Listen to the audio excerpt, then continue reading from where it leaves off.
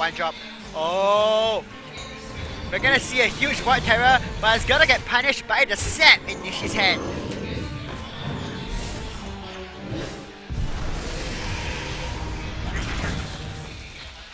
The thing right now though is that even though Nishi can answer the bot state of Yuri, he doesn't have any minions to play.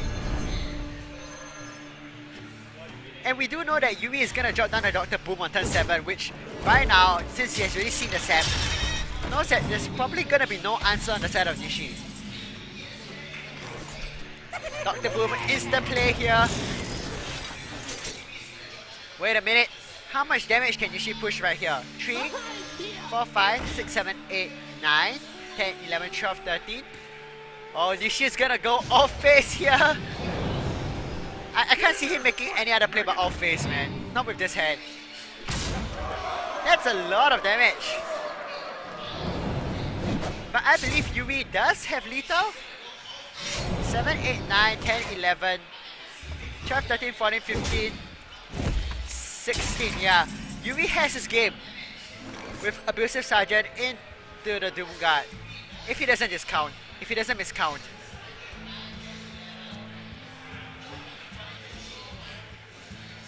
Get in there, fight, maggot!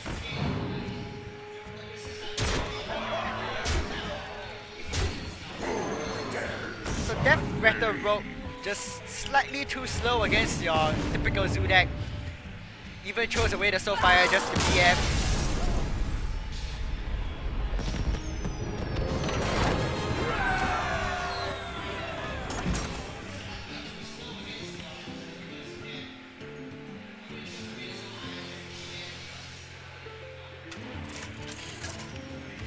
So Yuri here, neither player of the players taking very long to figure out what they want to play next.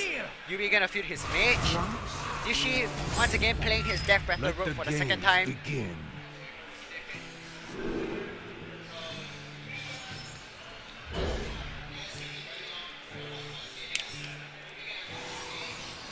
Look at this opening hand, man. Someone has obviously been paying tribute to RNGesus today, as compared to Nishi's hand, which is purely reactive spells. Not what you want to see in this kind of matchup. I'm gonna imagine we're gonna see a Koi Mad Scientist into Mad Scientist. Or not.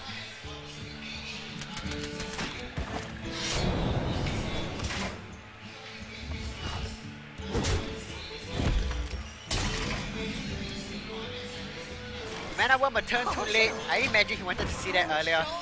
But Mad Scientist is gonna be fine here. Meanwhile, Nishi's hand still no proactive minions. Defender of Argus, not the best 4 job on an empty board.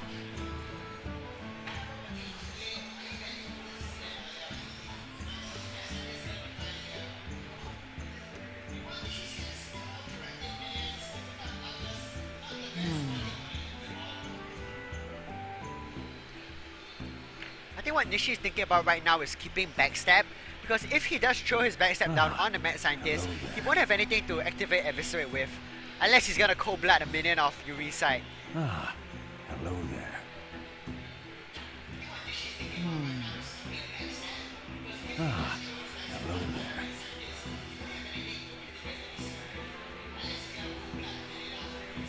Ah, hello there. Too soon. So Nishi here taking his time. Ah, hello there. Ah, hello there. Opting to save the backstab, probably a very heady play, knowing he does not have anything to do with Flame Waker if it does come up this turn. Yuri opts to go for the double Mad Scientist instead of the Flame Waker.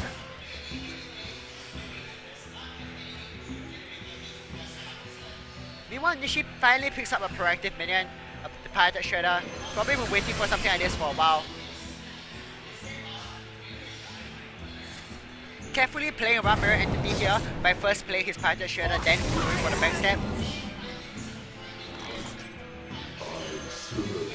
Oh boy. I imagine we're gonna see Yuri go with the Frostbolt here.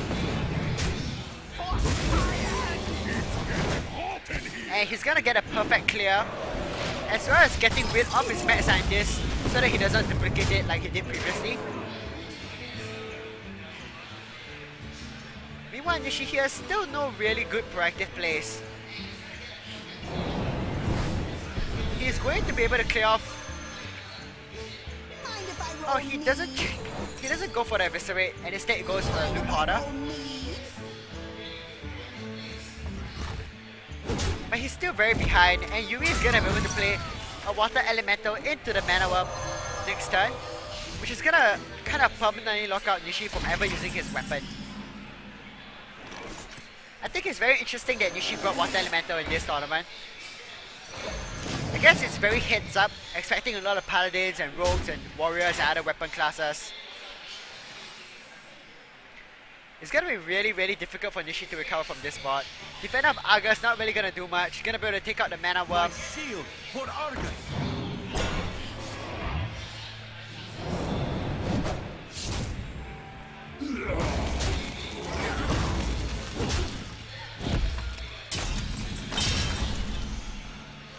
Yumi is gonna be able to ping away the loop hoarder, then go face into water elemental, effectively locking Nishi out of ever using his weapon again.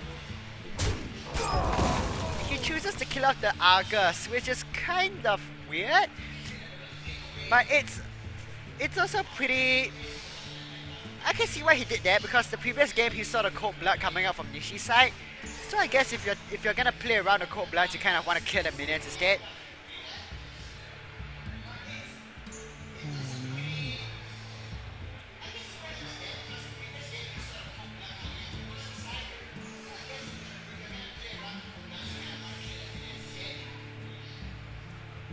But it really doesn't look good for Nishi here. I highly doubt there's gonna be any way to come back.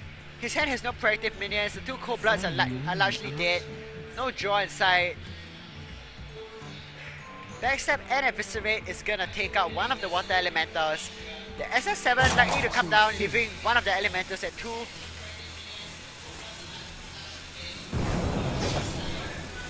But the SS7 is gonna be just cleanly removed away by Yumi with a Flame Waker followed up by crossbows. So Nishi right now probably really regretting bringing this Death Rattle rope.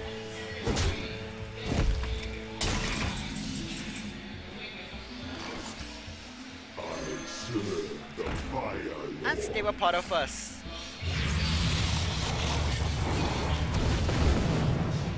Huh.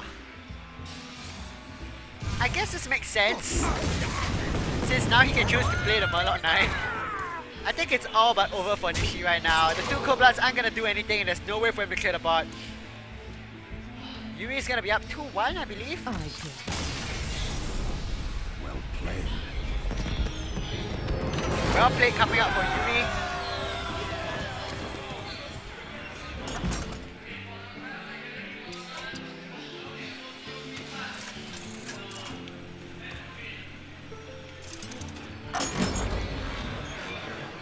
So Yui is gonna field his last deck here. Hunter against Nishi's Warlock.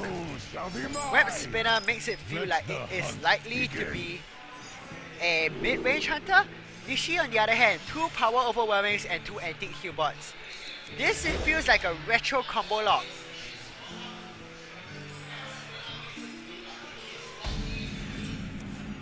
Arcane Golem, Farseer, yeah, it does seem like Nishi is playing a retro combo lock, while Yumi is playing hybrid or mid-range Hunter. I don't think it's gonna be melee lock with 2 power overwhelmings and Arcane Golem. It's most likely combo lock, yeah.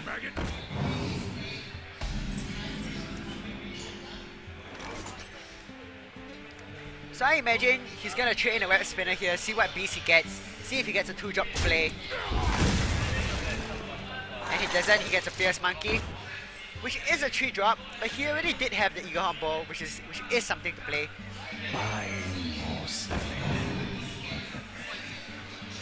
That Peddler not really producing anything of value here. Guess Leponome is pretty decent. Does give him something to play on 3, he can tap and then play Leponome.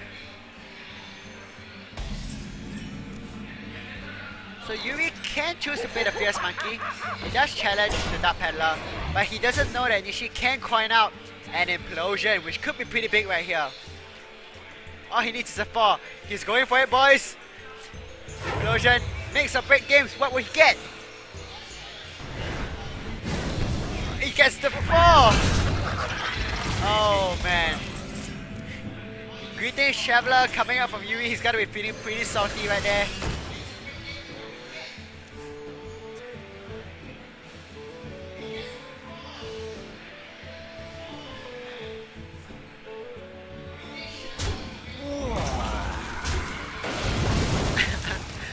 Yuri's really salty, messaging me about it. I imagine Undertaker's not bad. You have the Zombie Chow and you have the Leper Gnome. But that case could be made for Reliquary Seeker as well. He does have a pretty full board. But I imagine it has to be Undertaker here.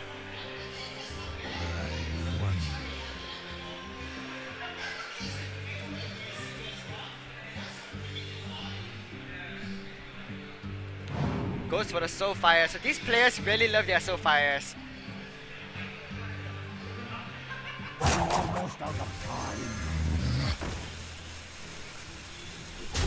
It feels weird to take Soulfire though, because he is playing a combo lock deck.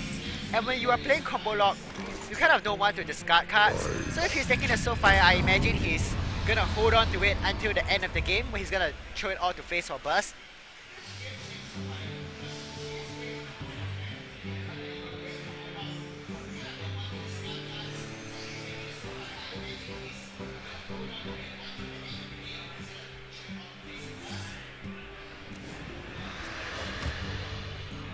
Pretty typical turn for Nishi right here. Probably gonna train in all his minions into the lower tab and follow up by playing the fast here. No real reason to go face because the zombie charge is gonna heal Yuri up anyway. Yuri very unfortunately missing out on his Dr. 6. Expect to see Eagle Humble into either Jungler or Snake Trap here. Jungler makes a lot more sense than Snake Trap, I guess, because Dr. Boom is gonna give him a few Jugglers next turn. Brand Bronzebeard. So Nishi can get some 6 synergy here. Brand's Bronzebeard into Arcane Golem to give him 2 mana crystals.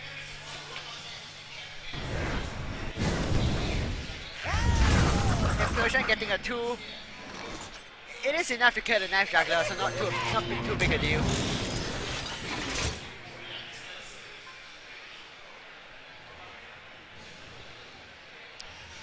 So Nishi picks up Tarazan, which is an interesting choice here.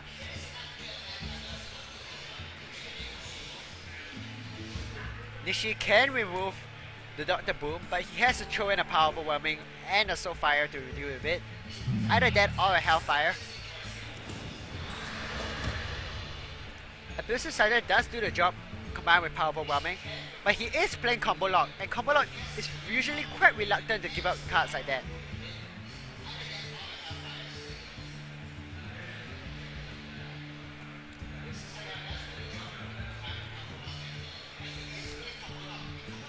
So many possibilities. So Nishi taking his time, thinking through his turn.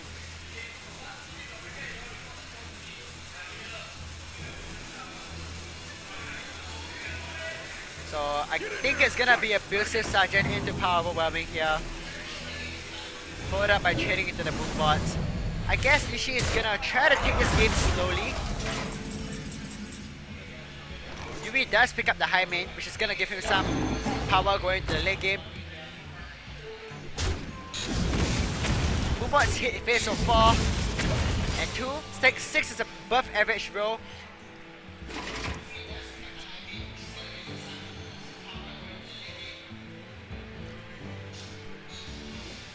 Nishi is probably feeling the heat right now. He doesn't have a good way to deal with the high main.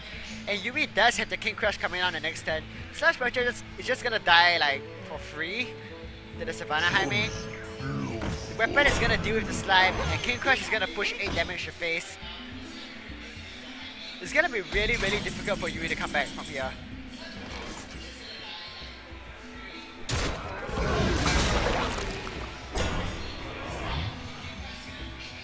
King Crush hype, boys. He's not gonna play the King Crush? Come on, you have to play the... Oh man, you have to play the King Crush here. Okay, I guess Yuri wants to conceal the King Crush.